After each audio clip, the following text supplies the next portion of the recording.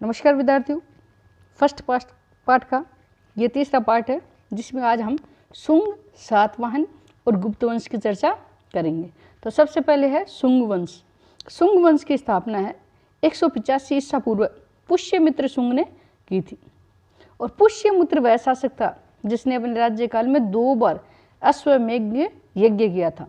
अश्वमेध यज्ञ के बारे में आपको थोड़ी सी जानकारी दे दूं कि इसमें एक राजा घोड़ा छोड़ता है और जो भी राजा उस घोड़े को पकड़ता है उसको युद्ध करना पड़ता है, अन्यथा जिस राज्य से ये घोड़ा जाता है वो राज्य उसकी अधीनता स्वीकार करते हैं। और ये जो उसने अश्वमेध यज्ञ किया था उसमें पतंजलि उसके प्रमुख पुरोहित थे, प्रधान जो पुरोहित थे वो पतंजलि थे। तो कई बार प्रश्न आता है कि वह शुंग शासक कौन है जिसने अपने राज्य में 2 बार अश्वमेध यज्ञ किया, या पतंजलि किसके दरबारी पुरोहित थे, ये दोनों पूछ लेते हैं। और पुष्यमित्र के बाद में जैसे अग्निमित्र, ज्येष्ठ मित्र, भद्रक, भागवत या देवभूति आदि के कई शासक और भी हुई है। और देवभूति है उसको हम अंतिम शुंग वंश का अंतिम शासक मानते हैं, क्योंकि उसके बाद वासुदेव ने इसकी हत्या करके और वो खुद सिंहासन पर बैठ गया था। अब पढ़ेंगे हम सातवाहन वंश। सातवाहन वंश है ये गोदावरी और कृष्णा नदी की घाटी में जो वर्तमान अपना आंध्र प्रदेश है वहाँ पर इस वंश की स्थापना हुई थी। और सिमुक नामक व्यक्ति ने 60 ईसा पूर्व सातवाहन वंश की स्थापना की। सातवाहन वंश में सबसे पहला जो शासक है महत्वपूर्ण वो है सातकर्णी प्रथम। और सातकर्णी प्रथम ने ही अश्वमेध यज्ञ इस वंश में किया था। लेकिन इस वंश का जो प्रतापी शासक था वो था गौतमी पुत्र सातकर्णी। ये सातकर्णी है वो अपनी माँ का नाम लगाता था गौतमी, इसलिए इसको गौतमी पुत्र सातकर्णी कहा था।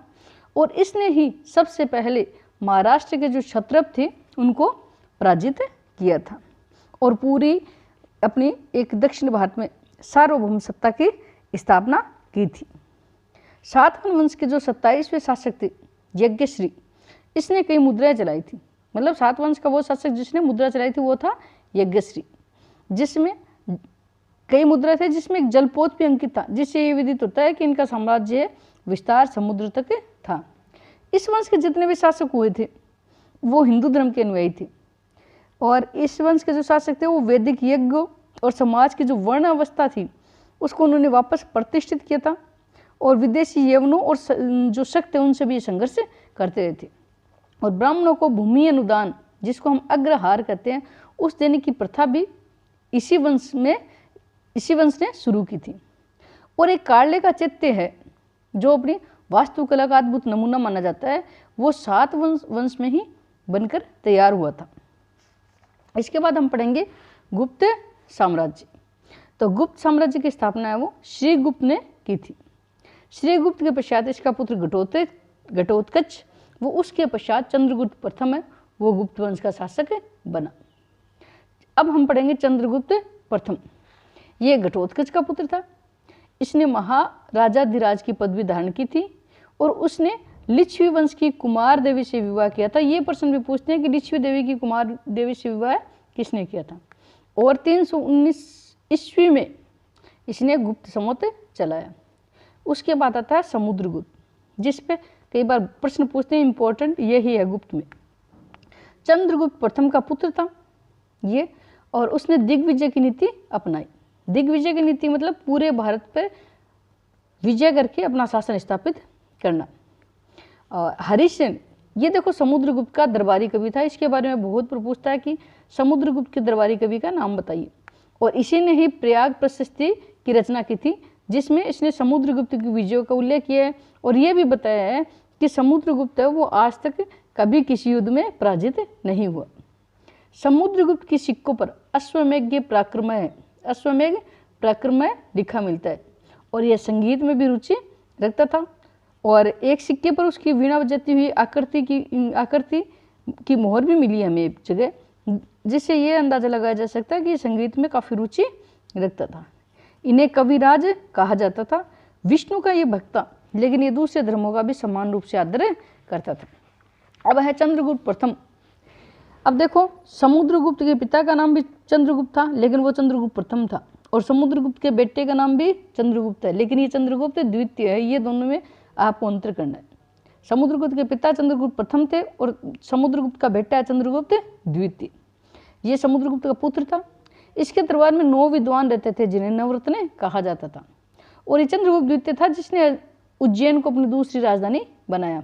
और इसकी उपाधि थी वो विक्रमादित्य की उपाधि उसने धारण की थी। कब की थी? शकों को पराजित करने के बाद। उस समय शक जाती थी, वो भारत पे लगातार आक्रमण कर रही थी, तो इस चंद्रगुप्त ने उनको पराजित किया था।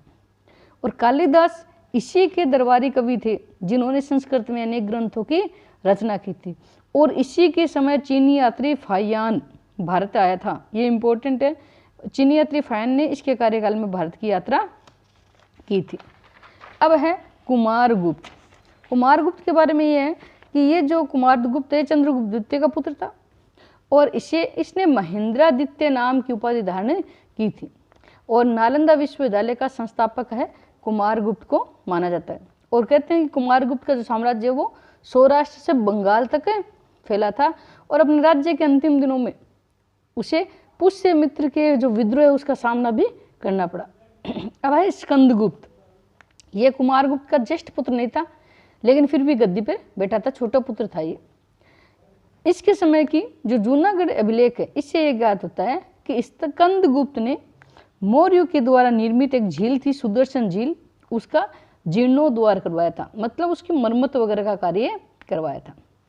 कुमारगुप्त ने हुणों को पराजित कर मलेच्छों का नाशक नामक उपाधि धारण की थी, यानी हुणों को इसी ने ही पराजित किया था। तो ये इतने शासक आपके सिलेबस में। अब थोड़ा सा है कि गुप्त वंश की जो सांस्कृतिक उपलब्धि है उसके बारे में। तो गुप्त वंश है उसके जो जितने भी शासक थे वो वैष्णव धर्म को मानते थे, लेकिन ये नहीं कि अन्य धर्मों की ये आलोचना करते थे, ज़्यादा ये वैष्णव धर्म को मानते थे। फाहियान एक चीनी यात्री आया था, हमने पढ़ा भी था चंद्रगुप्त द्वितीय के समय। वो कहता है कि उस समय अपराध तो बहुत कम थे और कर भी कम ही लगाए जाते थे। और समुद्रगुप्त कुमारगुप्त प्रथम ने अश्वमेध यज्ञ भी इसी समय करवाए थे। कालिदास ने एक नाटक लिखा था जिसका नाम था अभिज्ञान शाकुंतलम। इसके अलावा रघुवंश महाकाव्य भी इसी समय लिखा था। विशाखदत्त जिसने मुद्रा राक्षस की रचना की, शूद्रक जिसने मृच्छकटिकम की रचना की थी, ये कवि भी इसी समय हुए थे। इसके अलावा रामायण है, महाभारत है, मनु संहिता, ये जो अपने वर्तमान रूप में है ये गुप्त काल में ही आई थी। और गुप्त काल में आर्यभट्ट है, वरामिहिर है और ब्रह्मगुप्त ने गणित और ज्योतिष के क्षेत्र में भी बहुत बड़ा योगदान दिया था। इसके अलावा दशमलव प्रणाली का भी आविष्कार इसी समय गुप्त काल में ही हुआ था। अजंता और एल्लोरा की गुफाएं ये वास्तुकला की दृष्टि से सर्वोत्तम उत्कृष्ट मानी जाती है, ये गुप्त काल की देन है। और महरौली का जो लोह स्तंभ है ये भी गुप्त कला का नमूना है जिसमें आज तक जंग नहीं लगा था।